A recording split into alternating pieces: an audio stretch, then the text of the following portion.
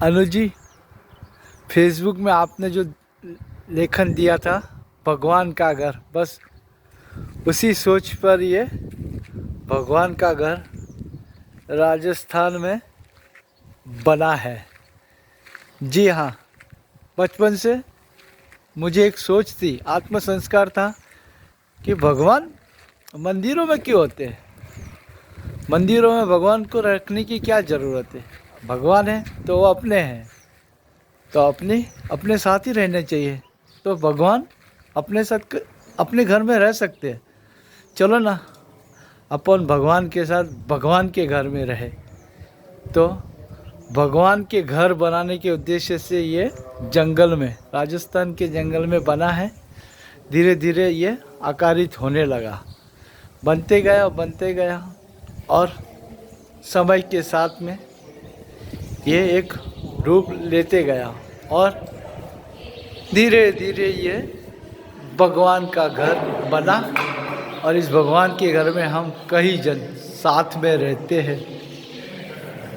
ये सब हमारे रहने के लिए कमरे हैं। 3 और 3 6 कमरे हमारे रहने के लिए है।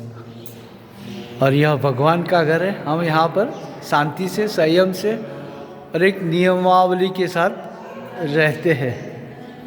ये भगवान का झूला, यहाँ जो कुछ भी बना है सब उनके लिए बना है। भगवान के घर में हम भगवान के साथ रहते हैं। मंदिरों में न रखते हुए हमने उनके लिए एक घर बनाने की सोच को आगे बढ़ाया। सब ने मिलजुल कर उनका यह घर निर्माण किया। और मंदिरों में भगवान को न रखते हुए उनके बनाए हुए उनका अम्बे भवन में उनके साथ हम रहने के लिए तैयार हुए हैं।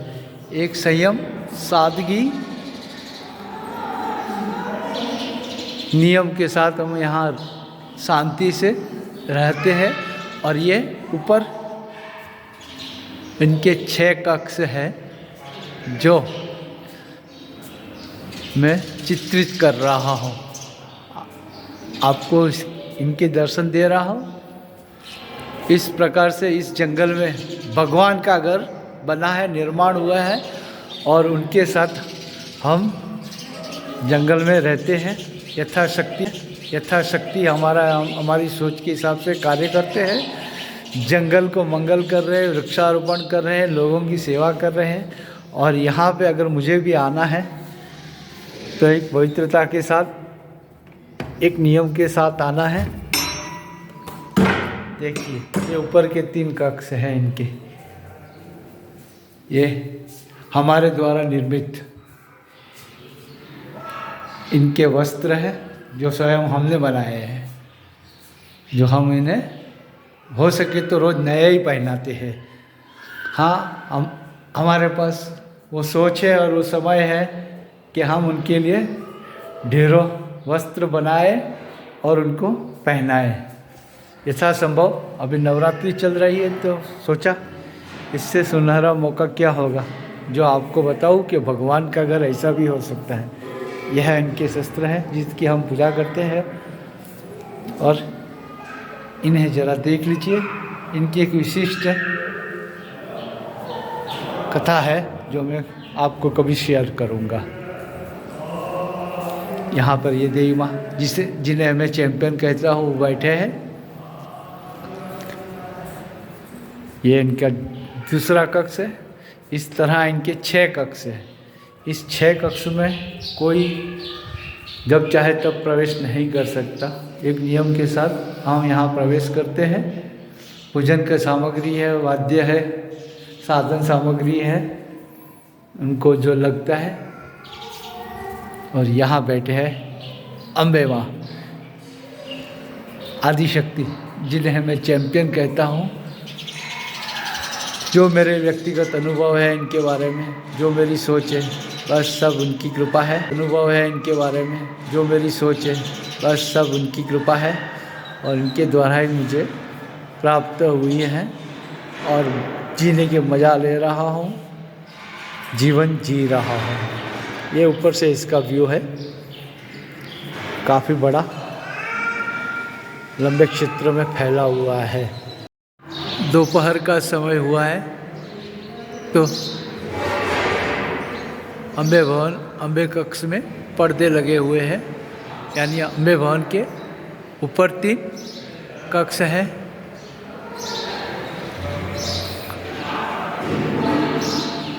और नीचे 3 कक्ष है। इस तरह 6 कक्षों के साथ यह अम्बे भवन, ऊपर 3 कक्ष है और नीचे 3 कक्ष है। ये सीढ़ियों के नीचे भी 3 कक्ष अम्बे भवन के अम्बे माँ के लिए समर्पित है। ये इनके हैं 3 कक्ष, यानी कुल 6 कक्ष, ऊपर के 3 के साथ नीचे के 3, 6 कक्षों के साथ यह अम्बे भवन बना हुआ है। दोपहर का समय है, पर्दे लगे हुए हैं, पर्दों के बीच से देवी माँ दिख रही है। सबको जय अम्बे। अध्यात्म में रुचि रखते हुए हम आगे बढ़ेंगे, अग्रसर चलेंगे। आगे बढ़ते बढ़ते अध्यात्म की राह पर हमारा लेखन, हमारी जीवन की शिस्त, हमारा दैनिक जो कार्य है उसको एक नियम के साथ आगे बढ़ाएंगे तो हम देखेंगे काफ़ी परिवर्तन उस दैनिक जीवन में होने लगेगा। आत्मिक शांति, मन की शांति के उपरांत कुछ नया अपने को अनुभव मिलेगा, अपने को मज़ा आएगी। जीवन जीने का ध्येय, मकसद मिलेगा। अध्यात्म रुचि का विषय है। आप जैसे जैसे आगे बढ़ेंगे, नित्य रोज नए नए विचारों के साथ, नए नए शास्त्रों के पठन के साथ, विविधता से भरपूर हमारे शास्त्रों को पढ़ेंगे। उनके साथ में हमारी सोच जुड़ेगी, साथ साथ में हमारा स्वयं का दैनिक जीवन का वर्तन भी जुड़ेगा। हमारी सोच को हमें लेखन भी रखना है या उस पर अवलोकन भी करना है, संयम में रहना है। हमारे सद्गुण जैसे कि मानवता, प्रेम, दया, संवेदना, परोपकार, ये सब गुणों को हमें बढ़ाना है, जीवित रखना है। हाँ, दैनिक जीवन में कभी कभी दिन ऐसे भी होंगे हमें मज़ा नहीं आएगी, किंतु हमें स्वयं का अवलोकन करना है और पूजन हो, पठन हो, लेखन हो, वेशभूषा हो, बाहर घूमना हो, एकांत में बैठना हो, ध्यान करना हो, इस प्रकार किसी भी रुचिकर प्रकार से हमें अपने आप को उसमें अभ्यासरत रखना है। अपनी सोचों पे ध्यान रखना है, अपने प्रभु, अपने देव, अपने गुरु पे भरपूर स्नेह करते हुए, भरपूर श्रद्धा रखते हुए, जो भी हमारी सोच है उसे समझना है, उसे अपने जीवन में उतारना है। अध्यात्म जो आदि से अपना है उस पर हमें आगे चढ़ना है, अपने अनुभवों को लेखन में लेना है,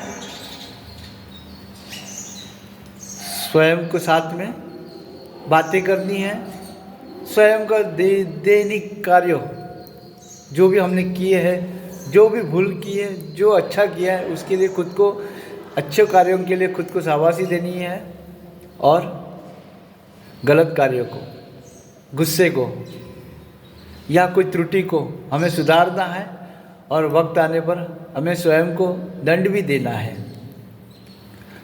त्रुटि, गलती, अपराध बार बार न होए उसका खास ध्यान रखना है। प्रेम से, उत्साह से भरपूर होकर के अपने पूजन, पठन, लेखन, मनन को आगे बढ़ाना है। अपने भगवान के प्रति, अपने गुरु के प्रति की जो श्रद्धा है उसे ऊपर उठाना है। योगाभ्यास करना है, ध्यान करना है, अच्छी किताबें, अच्छे शास्त्र पढ़ना है। एक नियम के साथ सूर्योदय से पहले जाग कर शारीरिक कसरत के उपरांत दैनिक जीवन की जो नैतिक जवाबदारी है उनको निभाते हुए स्वयं के लिए थोड़ा टाइम निकालना है और आगे बढ़ना है। अपनी श्रद्धा, अपने विश्वास पे अड़ग रहना है। मुसीबतों के बीच में भी अपने प्रभु के प्रति श्रद्धा रखनी है और आलस न करते हुए, छोड़ो आज तो जाने दो, ये आज नहीं करना, आज मूड नहीं है, नहीं, इसमें से बाहर आके समभाव में रहना है। धीरे धीरे प्रयत्नों के साथ सुख में भी हम सुखी रहेंगे और दुख में भी हम दुखी नहीं रहेंगे। यही तो वो अध्यात्म की पहचान है। सुख में भी हम सम रहेंगे और दुख में भी हम सम ही रहेंगे, तब जाके अपनी गाड़ी आगे चलेगी। जय अम्बे।